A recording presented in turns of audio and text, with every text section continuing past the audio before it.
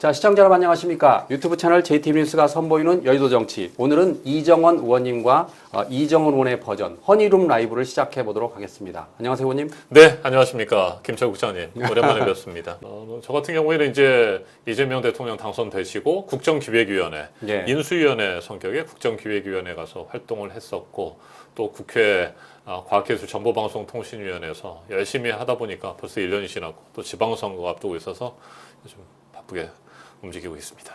최근에는 서울시장 후보 캠프에서 중요 직책을 맡고 계시죠? 네, 한 2달 전부터 경선 캠프가 꾸려졌었고요. 그때 제가 합류를 해서 지금 활동하고 있습니다. 현재는 공보단장을 맡고 있고 수석 대변인 역할도 하고 있습니다.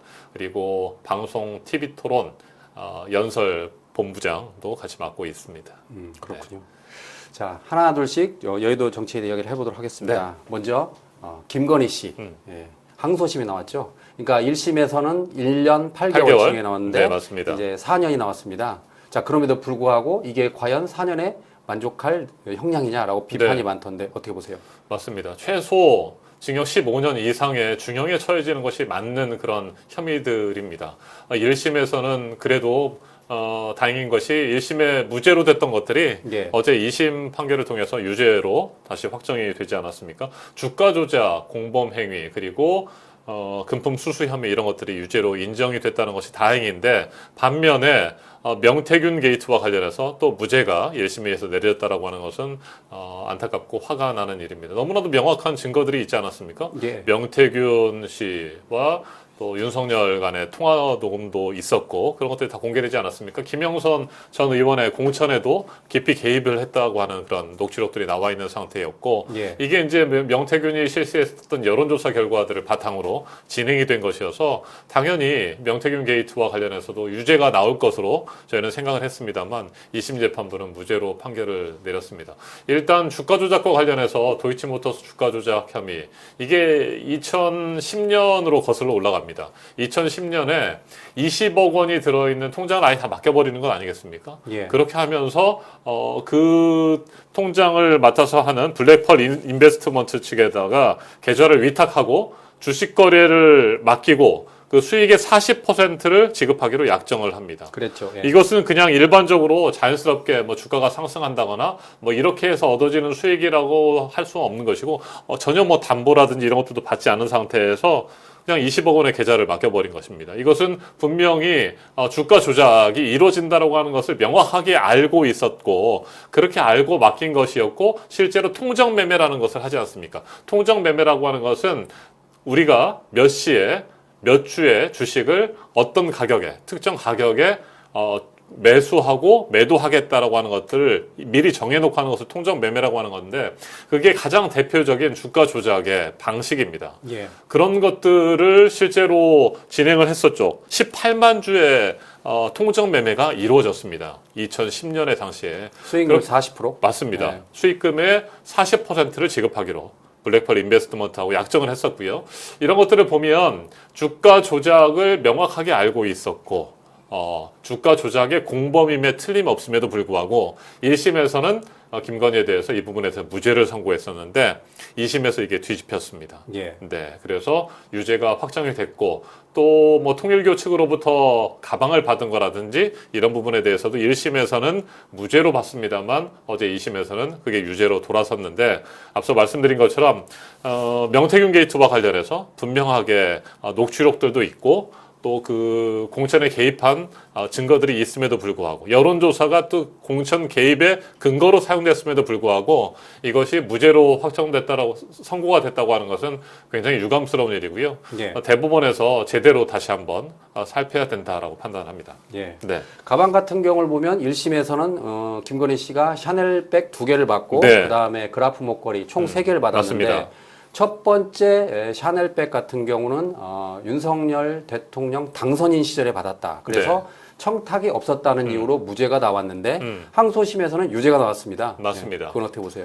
그러니까 그냥 뭐 인사치레로 서로 친분이 있는 사이에서 주고받을 만한 선물이 아니라는 것이죠. 뭐 액수도 있습니다만 이미 당선인 신분인 상태 아니겠습니까? 예. 그렇다고 한다면 당선인 신분의 어떤 권력의 도움을 받기 위해서 당연히 청탁의 일환으로 주고받은 것으로 보는 것이 상식 아니겠습니까? 어떤 사람이 알고 있다고 해서 그냥 주고받는다?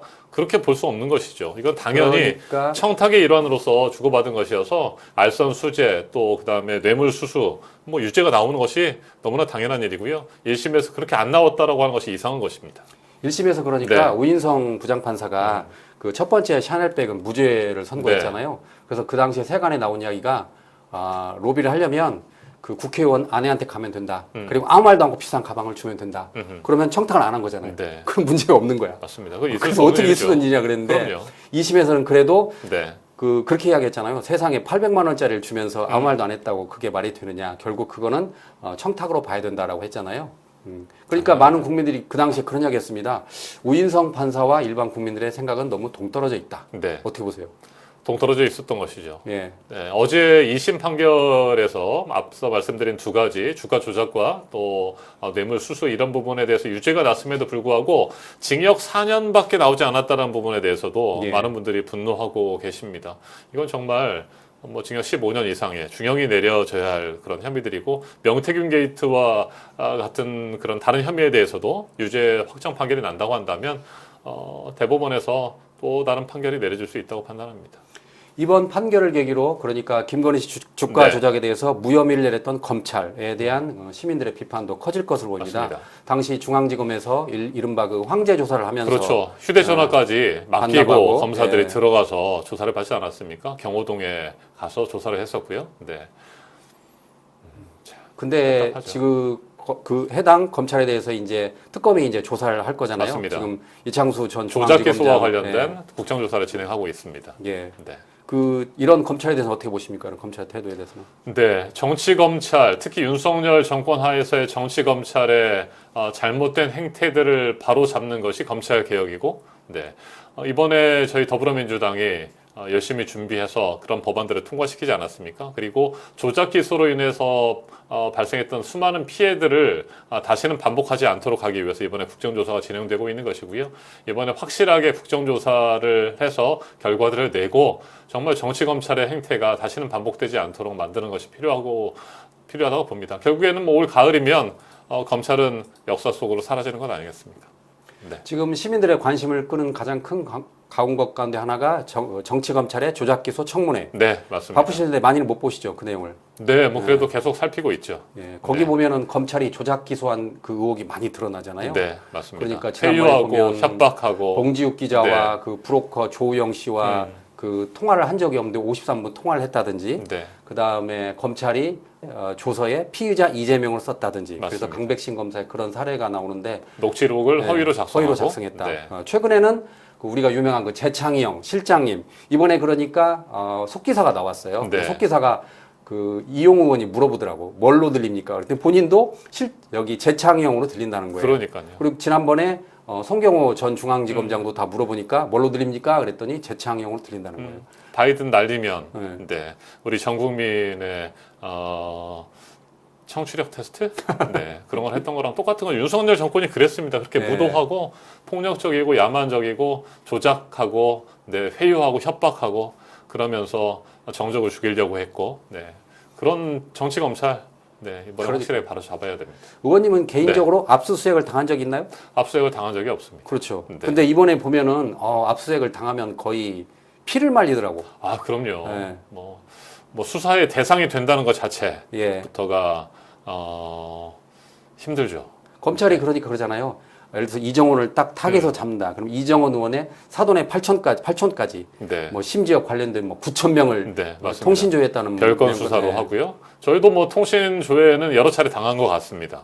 그래요? 네, 특히 선거를 치르는 과정에서 지난 22대 총선에서도 말도 안 되는 마타도어, 네거티브 이런 공격들이 좀 있었고요. 예. 그런 차원에서 또 상대 후보들의 공격, 또 국민의힘의 공격들이 있었고 그런 공격들을 무차별적으로 당했죠. 윤석열 정권 하에서. 네. 그럼 의원님도 그때 광진갑에 나왔을 때 좀 어려움이 있었나요? 그런 사건들이 좀 있었습니다. 네, 말도 안 되는 이유로 뭐 고소 고발도 좀 이뤄졌었고 예. 또 고발해서 결국에는 뭐 수사를 받기도 했었고 그런 상황들이 있었습니다. 맞아요. 그때 수사도 받고 그랬어요. 네. 무혐의 종결됐습니다. 정치 검찰에서 국회의원 한다는 건 참 네. 힘든 것 같아요. 쉽지 않습니다. 네. 네. 그런 자, 시대를 끝내야 되는 거죠, 이제. 그렇죠. 네. 이제 끝내야죠. 어차피 이제 10월이면 검찰청은 사라지잖아요. 맞습니다. 근데 네. 문제는 이제 중수청의 수사관들이 과연 제대로 국민 뜻에 부응을 할지. 네. 제대로 감시하고 네. 또 해야 된다고 생각합니다. 국회가 또 그런 역할을 할 거고요. 그러니까 네. 그만큼 국회 역할이 더 커지는 것 같습니다. 맞습니다. 음. 네. 이번에 국정조사에서도 그런 것들을 많이 느끼실 겁니다. 특히 네. 뭐 지난 12.3 비상계엄에서 계엄 해제 촉구 결의를 하고 신속하게 비상계엄을 해제했던 것처럼 우리 국회가 열심히 일하고 있습니다. 정치 효능감, 국회 효능감들을 우리 국민들이 알고 계시잖아요. 이번에 국정조사에서도 그런 말씀들을 많이 하십니다. 다음으로 그 지방선거에 대해 알아보도록 네. 하겠습니다. 최근 그 서울시장 못지않게 전국적인 관심을 끄는 곳 바로 다름 아닌 대구시장입니다. 네. 자, 김부겸 민주당 후보에 대해서 이제 국민의힘은 최종적으로 추경호 전 국민의힘 원내대표를 내세웠습니다. 네. 추경호 원내대표는 현재 피의자 신분이죠? 맞습니다. 어떻게 보십니까? 윤석열 내란 우두머리에 비상계엄에 동조하거나 지원한 인물이 바로 추경호 당시 원내대표입니다. 12.3 비상계엄이 선포됐을 때 그날 밤에 추경호 당시 원내대표가 비상계엄 해제 촉구를 하는 그 결의안 표결을 막은 혐의로 지금 현재 수사를 받고 있지 않습니까? 재판을 받고 있고요. 피의자 신분입니다. 이건 내란의 중요 임무 행사, 중요 임무 종사 혐의를 받고 있는 그런 피의자 신분이고 피고인 신분인데 그런 사람을 지금 6.3 지방선거에서 대구시장 후보로 공천을 한 국민의힘입니다. 이건 윤어게인 공천의 결정판이다. 그렇게 말씀을 드릴 수 있을 것 같습니다. 여전히 윤석열과 절연하지 못하고 있고 윤어게인 세력들이 지금 지도부를 장악하고 있다고 봐도 과언이 아닐 것 같습니다. 장동혁 당대표도 마찬가지고요. 그런 당 지도부에 의해서 공천을 받은 추경호 원내대표도 추경호 의원도 윤어게인 공천이고 그리고 충북지사 김영환 지사 후보도 마찬가지 아니겠습니까? 네, 윤석열을 칭송했던 사람이고요. 네, 심지어는 본인은 친일파라고 해도 좋다라고 할 정도로 해서 일본과의 외교에 있어서 굉장히 많은 문제점들을 드러냈을 때 굴종 외교라고 하는 비판을 받을 때 나서서 김영환 충북지사의 경우에 자기는 친일파라는 소리를 들어도 좋다. 윤석열이 잘하고 있다라고 윤석열 편을 들어줬던 사람입니다. 그런 사람들이 지금 잇따라서 국민의힘에 공천을 받고 있는 상황입니다. 한 달 정도 된 것 같습니다. 국민의힘 의원들이 모여서 절윤을 선언하고 그때 그랬죠. 확실하게 갈라서겠다라고 얘기를 했습니다만 그 당시에도 장동혁 당대표는 적극적으로 본인의 의사표시를 하지 않았습니다. 예. 자신의 생각과는 상관없이 국민의힘 의원들이 절윤 선언을 한 것처럼 그렇게 얘기했었고요. 그 이후의 행태들을 봐도 여전히 윤석열을 지지하고 윤석열의 어게인을 주장하는 사람들과 함께하고 있는 장동혁 당대표 예. 그리고 국민의힘 지도부인 것 같고 이번에 공천들도 그런 상황인 것 같습니다. 이진숙 씨도 마찬가지 아니겠습니까? 이진숙 씨가 대구시장 경선에서 탈락하고 컷오프가 됐죠. 그 이후에도 계속해서 대구시장을 고집하다가 지금은 이제 백의종군 하겠다고 나오긴 했습니다만 그런 이진숙 씨를 이번 국회의원 보궐선거에 출마를 시키겠다라고 하는 것이 장동혁 당대표의 생각인 것 같습니다. 아직 구체적으로 어떤 지역에서 공천을 받을지는 모르겠습니다만 일단 가장 떠오르는 건 추경호 의원의 지역구, 예. 대구 달성군이죠. 대구 달성군의 공천을 받을 가능성이 있지 않을까라는 생각을 조심스럽게 해봅니다. 그동안에 장동혁 당대표가 이진숙 씨를 설득하기 위해서 대구시장 대신에 국회에 가서 일을 해야 된다는 식의 말을 계속했기 때문에 그랬다면서요. 네, 추경호 의원의 지역구인 대구 달성으로 갈 수도 있고 또 어제부터 들리는 얘기는 그 자리에 장동혁의 가장 측근이라고 볼 수 있는 김민수 최고위원을 공천할 수도 있다. 이런 얘기들도 살짝 나오고 있어서 아마 그럴 수도 있겠다. 예. 네, 왜 그러냐면 전략 공천이나 단수 공천을 하겠다. 대구 달성에 그런 얘기를 안 하고 있거든요. 장동혁 당대표가 만약에 이진숙 씨를 대구 달성에 확실히 공천하겠다는 생각이 있었다고 한다면 예. 전략 공천하겠다든지 이렇게 말하거나 이진숙 씨가 대구시장을 포기하겠다라고 했을 때 그러면 대구 달성에서 역할을 해달라는 말을 했을 텐데 그러지 않고 있어요. 그렇기 때문에 아마 김민수를 비롯한 다른 사람을 거기에서 경쟁을 시키거나 이진숙 씨를 그럴 가능성도 있고 김민수 최고위원을 대구 달성. 그래도 대구 달성이 제일 안전하다고 볼 수 있겠죠. 네, 그러니까 아무래도. 장동혁 당대표와 함께 가장 윤호개인 세력의 중심인 사람이 그 장본인이 김민수 최고위원 아니겠습니까? 장동혁 이번에 미국도 같이 갔다 입장에서는, 왔잖아요. 네, 아군이 그렇죠. 필요하니까. 확실하게 자기 사람이라고 생각할 수 있는 자기 아군을 지금 배치를 하는 것이 필요하잖아요. 네. 한 명이라도 더 원내로 들어와야 되는 상황이고 그렇기 때문에 김민수 최고위원을 대구 달성에 공천할 수도 있지 않을까라는 생각을 하게 됩니다. 그럼 왜 그러냐면 이진숙 씨가 어제 그런 얘기를 했어요. 본인은 수도권이어도 좋다. 수도권이 좋다. 네. 기회를 준다면 거기 가서 뭐 보수를 뭐 결집시키고 뭐 그런 역할을 하겠다. 본인이 뭐 어디를 공천을 해줘도 역할을 하겠다는 얘기를 했기 때문에 아하 이건 장동혁 당대표가 다른 사람을 대구 달성에 심으려고 하는구나라는 것을 이진숙 씨가 알아채고 예. 이제는 이제 발등에 불이 떨어졌잖아요. 대구시장도 포기했고 대구 달성도 날아가면 이번 기회는 없는 거니까 그러면 수도권에 여러 자리가 있으니까 수도권 쪽에 자기를 배치해주면 좋지 않겠느냐 이런 생각을 가지고 있는 것 같습니다.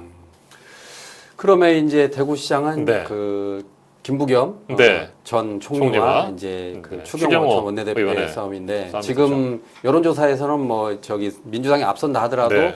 추후에는 이제 이른바 그 샤이 보수의 표를 무시를 네. 못하니까 근접할 거다 뭐 그렇게 예상을 하고 있잖아요. 어떻게 보세요?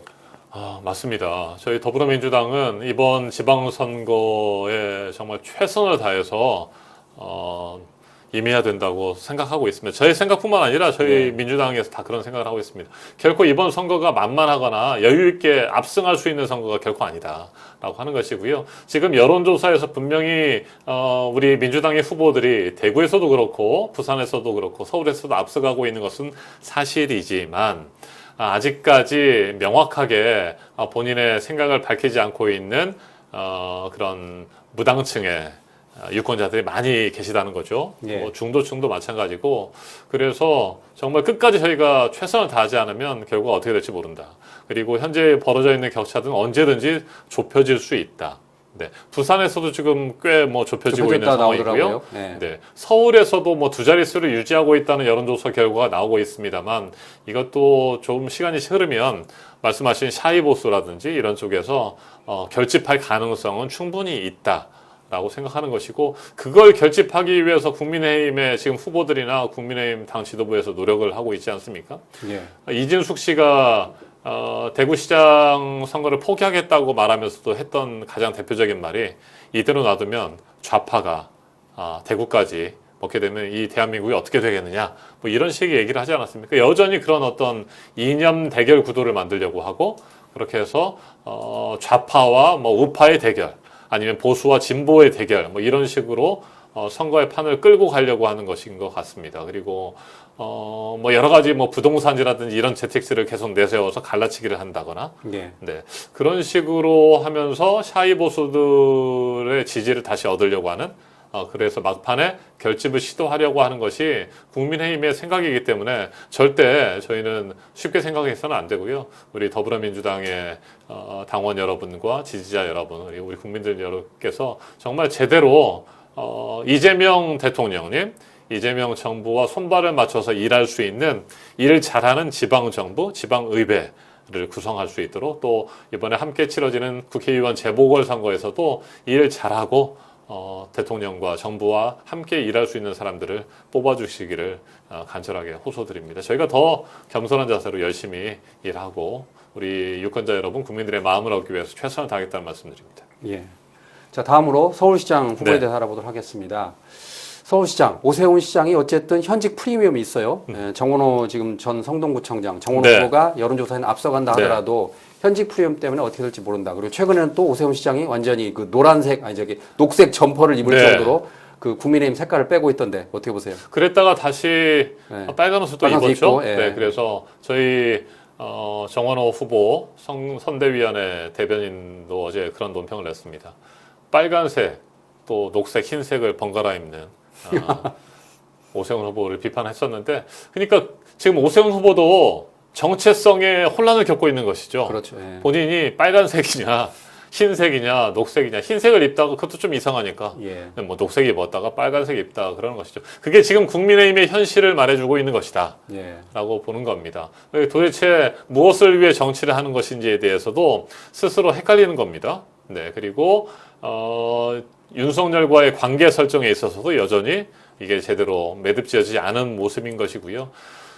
오세훈 후보의 경우에도 윤석열이 지난해 초에 구속됐다가 풀려났을 때 환영의 뜻을 밝혔던 그런 사람입니다. 예. 그리고 12.3 비상기염이 났을 때에도 비상기염에 대해서 반대라든지 윤석열을 비판하는 그런 언행을 보이지 않았었던 것이고요. 그러다가 이제 뭐 전체적으로 보니까 이거 윤석열과 같이 가서는 안 되겠구나라는 생각을 하니까 전략적으로 난파선에서 탈출했다. 저는 그렇게 보고 있습니다. 그리고 오세훈 후보의 경우에는 저는 이번 선거에 임하는 자세부터가 틀렸다고 생각합니다. 그러니까 제대로 된 우리 서울 시민들을 위해서 서울시정을 이끌어가겠다는 생각보다는 지난 공천 과정, 경선, 공천이 결정되는 과정에서 보여준 오세훈 시장의 태도를 보면 이번 지방선거가 쉽지 않다.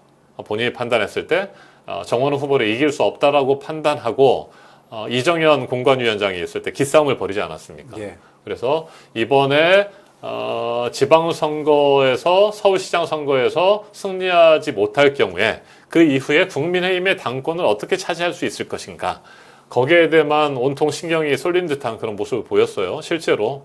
그래서 계속해서 공천 신청을 해야 되는데 안 하고 미루고 뭐 2번, 3번 그렇게 하다가 결국에는 받아들이지 않았습니까? 그래서 장동혁 당대표로부터 공천장을 받고 이번 지방선거에 나가는 겁니다. 네.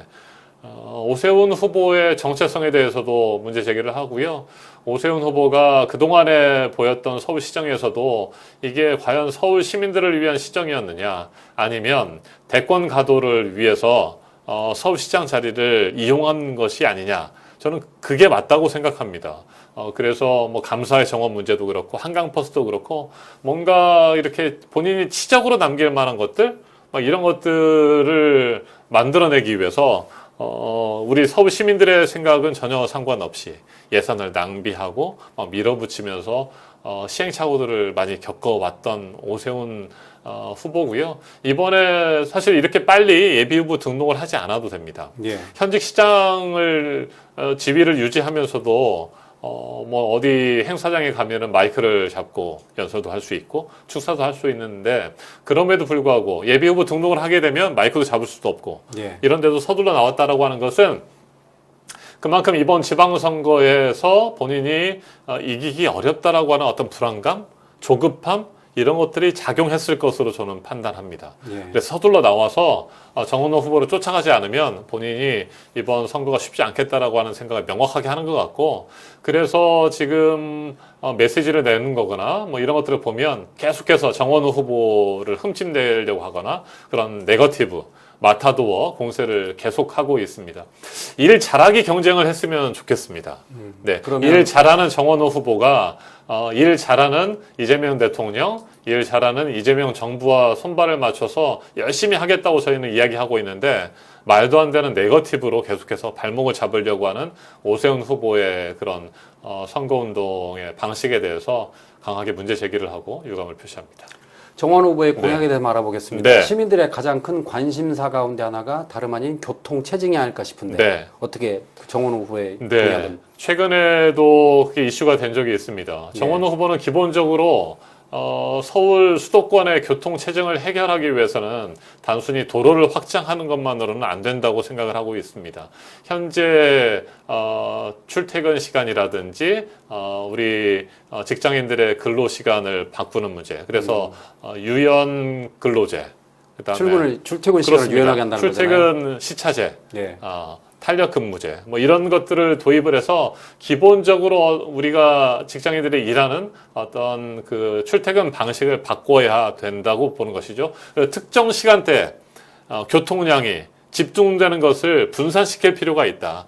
그러지 않고서는 문제가 해결되지 않는다. 아무리 도로를 넓힌다고 하더라도 도로를 넓히는데도 한계가 있지 않습니까? 그렇죠. 예. 그래서 도로를 넓히는 것도 필요한 경우는 당연히 해야 됩니다. 강북 지역에도 도로 확장이 필요한 지역들이 있고 그런 수건 사업인 곳들이 있기 때문에 도로도 넓히고 그렇게 해야 되겠습니다만 그것만으로는 문제 해결이 되지 않기 때문에 탄력 근무제, 그다음에 출퇴근 시차제 이런 것들을 해야 되는 것이고 지금 정부에서도 어제 발표를 하지 않았습니까? 출퇴근 시차제를 적용을 해서 교통량을 분산시킬 필요가 있다라는 얘기를 전에 이재명 하고 대통령도 있고요. 국무회의 때 그 말씀을 하셨습니다. 굳이 9시 출근을 고집할 필요가 맞습니다. 있느냐라고 말씀하셨어요. 맞습니다. 그런 방식을 통해서 도로 확장이 필요한 부분을 하면서 또 그 근무의 방식이라든지 출퇴근 방식을 바꾸는 것이 필요하다.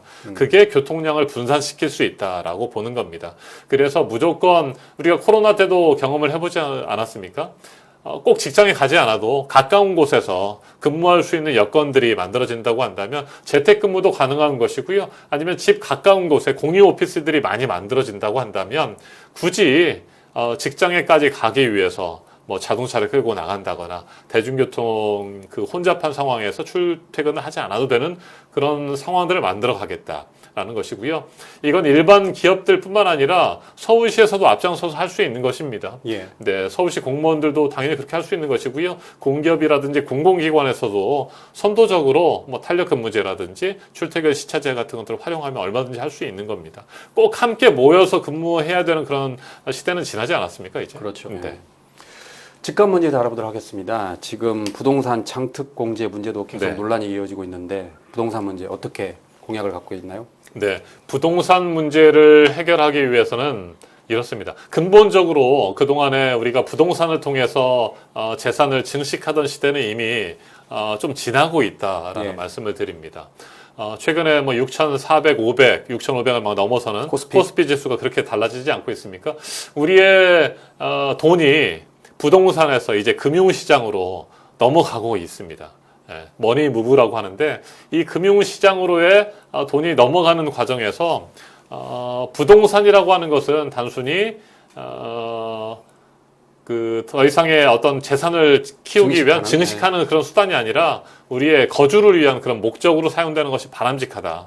그리고 건강한 금융시장, 주식시장을 만들어서 그걸 통해서 또 재산이 증식되고 또 그걸 통해서 돈이 모이면서 우리 기업들이 투자를 더 늘릴 수 있고 우리의 산업이 발전하고 경제가 성장하는 그리고 경제의 규모가 커지는 그런 것들이 바람직하다라고 보는 것이고 우리 국민들께서도 그런 기대감과 함께 또 금융시장으로의 어떤 투자, 주식시장에 투자를 많이 하고 있지 않습니까? 예. 그걸 위해서 건전한 어떤 주식시장을 만들고 금융시장을 만들기 위해서 저희가 지난해부터 계속해서 입법들을 하고 있는 상황인 것이고요. 그래서 부동산에 모여있던 돈들이 이제는 자연스럽게 금융시장으로 넘어가는 그런 시대이기도 하고 그럼에도 불구하고 우리가 부동산 가격을 안정화시킬 필요가 있는데 이 부동산 시장을 안정화하는 방식은 두 가지가 있습니다.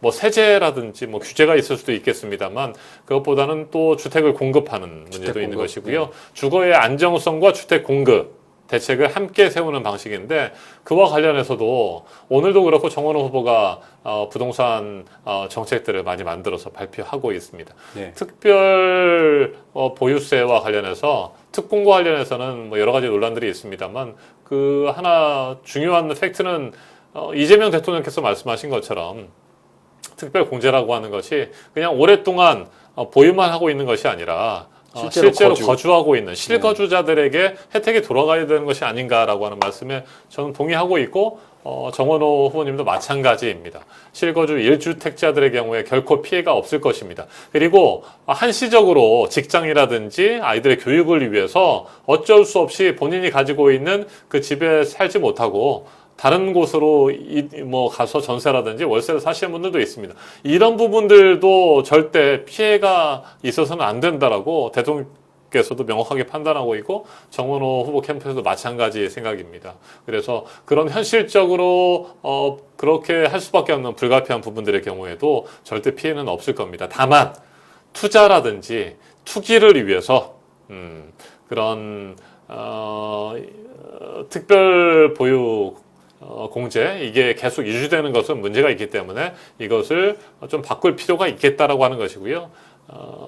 그 부분이 아직까지 어떻게 할 것인지에 대해서 명확한 지금 결론이 나온 상태는 아니기 때문에 다시 한번 말씀드립니다만 실거주, 1주택자 그리고 또 불가피한 이유로 교육이라든지 또 직장 때문에 그 본인이 소유하고 있는 집에 살지 못하고 있는 사람들의 경우에도 당연히 장기 보유 혜택이 유지가 되는 것은 명확하다. 예. 이런 말씀을 드립니다. 걱정하지 않으셔도 됩니다.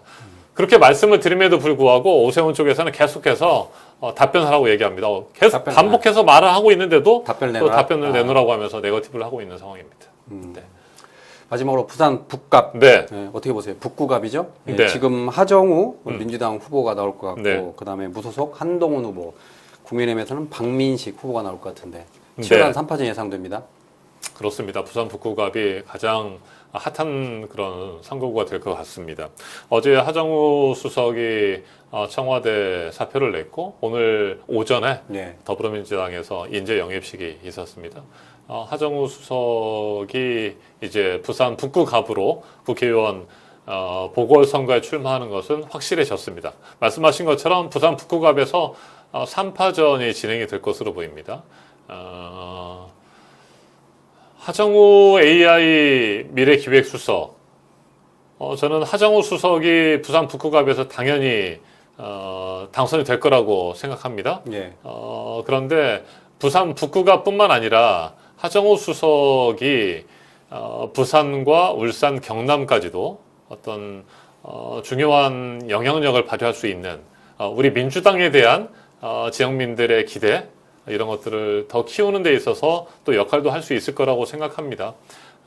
새로운 AI 대전환의 시대에서 하정우 AI 미래기획수석이 우리 대한민국의 글로벌 AI 3강 추진을 위한 설계 작업을 한 것처럼 침체돼 있고 또 우리 젊은이들이 빠져나가고 일자리가 부족한 부산을 위해서 그 전문성과 경험 그런 것들을 잘 살려서 부산을 발전시킬 수 있는 그런 새로운 기회들을 만들어갈 인물이다. 저는 그렇게 생각하고 있고 3파전이 치열할 것으로 보입니다만 한동훈 전 대표와 박민식 전 의원이 단일화를 하지 않는 이상 예. 네, 충분히 하정우 수석이 이길 수 있다라고 보여지는데 한번 좀 더 지켜봐야죠. 선거는 정말 끝까지 어떻게 될지를 모릅니다. 네. 끝까지 가봐야 돼요. 네, 끝까지 가봐야 됩니다. 그러니까 국민의힘 의원들도 제가 만나보면 당 지도부에 있는 분들도 그런 얘기를 합니다. 조심스럽게. 예. 한동훈 후보가 거기에서 나온다고 한다면 국민의힘에서는 공천을 하지 않는 것이 맞다. 예. 라고 얘기를 하고 있습니다만 하지만 이미 뭐 박민식 그렇죠. 또 사이를 맞습니다. 예상하면 박민식 전 의원이 활동을 하고 있고 또 말씀하신 것처럼 장동혁 대표의 입장에서는 한동훈과의 결국에는 크게 보면은 기싸움, 세력 예. 다툼 아니겠습니까? 그런 상황에서 한동훈이 그 자리에서 경쟁력을 갖도록 놔두고 싶지는 않을 것 같습니다. 그럴 가능성이 네. 저는 없다고 봅니다. 맞습니다. 네. 그래서 3파전으로 치러질 수도 있다고 보여지는 거죠. 그렇군요. 그럴 가능성이 높은 것 같습니다. 지금은. 오늘 첫 소식 어떻게 보셨습니까? 저 이정은 룸 라이브 어떻게 보세요? 허니 룸 라이브. 네, 우리 김철 국장님하고 방송하니까 참 좋습니다. 아시는 분 아시겠습니다만 제가 JTBC 방송국에서 기자 생활하기 전에 이미 저는 JTB 전주방송에서 네, 우리 김철 국장님과 함께 기자로서 활동을 했고 또 앵커를 하지 않았습니까? 우리 JTB 전주방송의 또 유튜브가 요즘에 정말 막강한 매체 파워를 가지고 멋지게 활약하고 있는 모습을 보면서 항상 제 친정인 JTB가 발전하고 있어서 참 기분이 좋습니다. 그 역할을 우리 김철 국장님 네. 께서 해주고 계시지 않습니까? 작년에 저희가 방송을 했을 때만 해도 100만 못 넘었었잖아요. 저희가 24년에 2만으로 시작해서 네. 24년 12월에 40만 찍고 그다음에 25년 9월에 100만 찍었죠. 작년 9월에 100만. 네, 작년 9월. 와, 어마어마합니다. 지금 몇 명이에요? 지금은 구독자 수가? 112만 명쯤 될 겁니다. 112만 명. 네. 계속해서 늘어나고 있는 것 같습니다. 많은 분들이 도와주신 덕분입니다. 네, 지금 화면에는 보이지 않고 있습니다만 저를 비추고 있는 카메라 뒤편에 우리 소재경 국장님도 계시는데 정말 제가 좋아하는 우리 카메라 국장님이십니다. 제가 JTB 있을 때도 같이 해외 취재도 가고 다큐멘터리도 만들고 그랬는데 이렇게 훌륭하게 JTB를 지키면서 발전시키고 있는 분들이 계셔서 좋고요. 저의 친정과 같은 JTB 유튜브에 함께 출연하면서 방송할 수 있어서 기쁩니다. 참 이게 엊그제 같은데 꽤 오래 흘렀습니다. 시간이. 시청자 여러분, 그 네. 이정원 의원의 이정원 오피셜 채널 꼭 구독, 네, 좋아요 여기 지금 부탁드리겠습니다. 나오는데 제가 사실은 이정원 TV가 있었습니다만 그게 거기에도 몇만 명의 구독자 그때는 수가 만 명이 있었는데 넘었었잖아요. 한 네. 2만 명 정도 네. 됐었습니다. 그랬다가 다시 새롭게 다시. 시작하려고 최근에 이정원 오피셜이라고 하는 유튜브 채널을 개설을 했습니다. 그래서 많은 분들께서 JTB도 사랑해주고 계십니다만 저 이정원 오피셜에도 구독, 좋아요, 알림 설정을 좀 꼭 좀 눌러주시면 좋겠습니다. 여러분의 힘이 필요합니다. 여러분과 더 자주 소통하고 여러분의 목소리도 좀 듣고 여러분의 질문에도 답하겠습니다. 질문도 좀 답하고 그래야 되는데 그러니까요. 그러니까. 네, 자주 뵙겠습니다. 그 이정원 의원의 이정원 네. 오피셜 구독, 네. 좋아요 꼭 네, 부탁드리겠습니다. 꼭 좀 눌러주십시오. 네, 그리고 부탁드립니다. 우리가 알고 있는 그 네. 빵진숙. 네네. 그러니까요. 이진숙 씨 얘기를 좀 해야 되는데 이진숙 씨가 만약에 국회에 들어온다면 치열할 것 같아요, 두 분이. 그렇죠. 국회 과학기술정보방송통신위원회. 제가 활동하고 있는 국회 과방위로 오지 않겠습니까? 예, 그러겠죠. 네. 이진숙 씨가 빵진숙을 만들었잖아요, 의원님이. 그렇죠. 네. 제가 만들었죠. 다들 아시죠. 네. 2024년 그때 7월입니다. 7월. 인사청문회를 했었는데 보통 장관들의 경우에 하루 동안의 인사청문회를 합니다. 그때 사흘 했죠. 네. 총리의 경우에도 이틀 하는 건데 그렇죠. 예. 네. 방송통신위원장 후보로 지명이 됐었던 이진숙 씨를 데려다 놓고 사흘 동안이나 했었는데 정말 문제가 많았습니다. 그때 예. 이제 법인카드와 관련해서 말도 안 되는 일들이 벌어져서 저희가 증거를 가지고 계속 청문회를 하고 추궁을 했었는데 그와 관련해서 경찰이 수사를 했고 지금 검찰로 넘어가 있는 상태입니다. 예. 네. 그런 상태에서 이진숙 씨가 지금 뭐 대구시장 하려다가 또 뭐 국회의원 하려고 나오는 것 같습니다. 네. 알겠습니다. 시청자 여러분 어떻게 보셨습니까? 아무쪼록 앞으로 그 이정원 오피셜 채널 구독, 좋아요 부탁드리겠습니다. 자, 오늘 순서 여기서 마치겠습니다. 고맙습니다. 네, 고맙습니다.